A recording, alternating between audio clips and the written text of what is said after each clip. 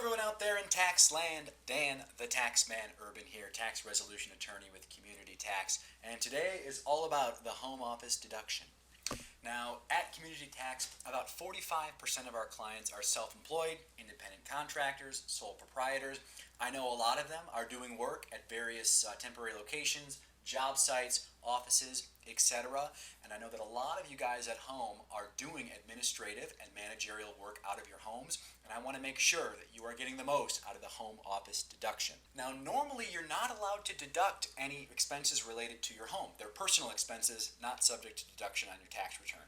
The home office deduction is an exception to that, and the IRS allows you to convert some of these personal expenses into deductible business expenses as long as your home office meets one of these tests. Exclusive and regular use in your principal place of business, exclusive and regular use to meet clients, exclusive and regular use and it's detached from your house, or regular use for the storage of inventory or product samples. But as long as you meet one of these tests, you're going to be able to deduct a portion of these personal home expenses into deductible business expenses. Let's talk about the methods. First, we have the actual, and then we have the simplified method.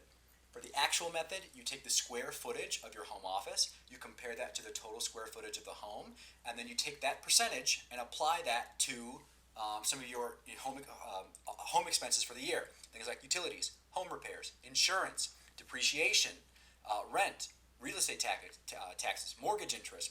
You get that percentage that your square footage is to your home, apply to those expenses, and it can result in a pretty large deduction on your tax return. The only hard part about it is that you have to keep track of all these things. So in walks the simplified method. Simplified method, it's $5 per square foot. It's up to 3,000 square feet, up to a $1,500 deduction. The average bedroom in America is 11 by 12 or 132 square feet. That would equate to a $660 deduction per year under the simplified method. So Dan the Taxman, I'm a contractor. I put roofs on houses. I go to my various job sites during the day and I come home and I do my books and my scheduling.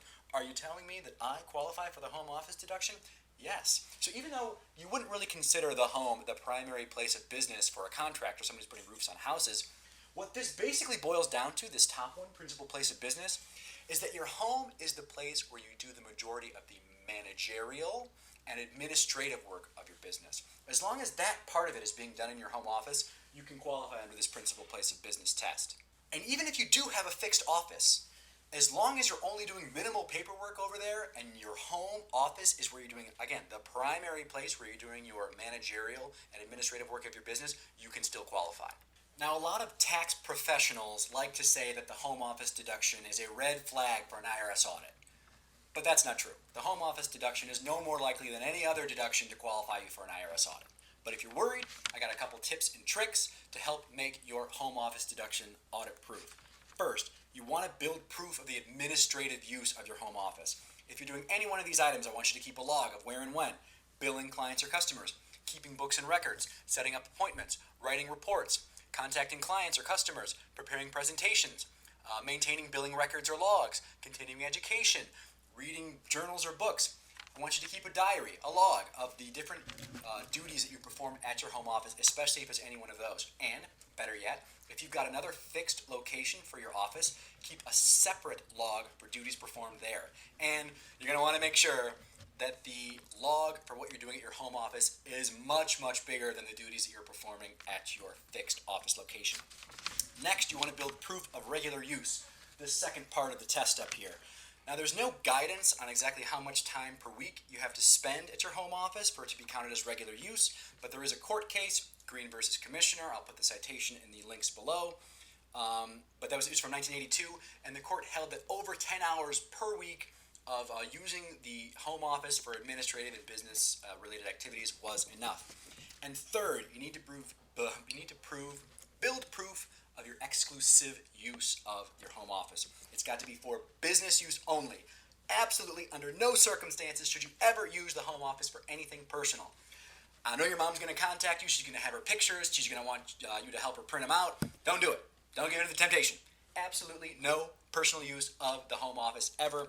Anytime that issue's ever gone to court and it hasn't been exclusive use, the court's always thrown it out. The best way to prove this is a picture. Take a picture of your home office, maybe take one per year to put into your tax files. Make sure it looks like an office. You got a computer, maybe an ancient fax machine, whatever it is, but make it look good. And if you're talking about reading books and journals in your log, make sure we can see the books and journals in the picture, right? Be smart about it. But as long as you're building these records, your home office deduction is going to be completely audit proof. If the IRS ever does decide to audit you, you hand them that stack of records and the color's just going to drain from their face. They're going to be so disappointed. You're going to smile at them and they're going to walk out the door. They're not going to want to waste any time on you if you're that prepared.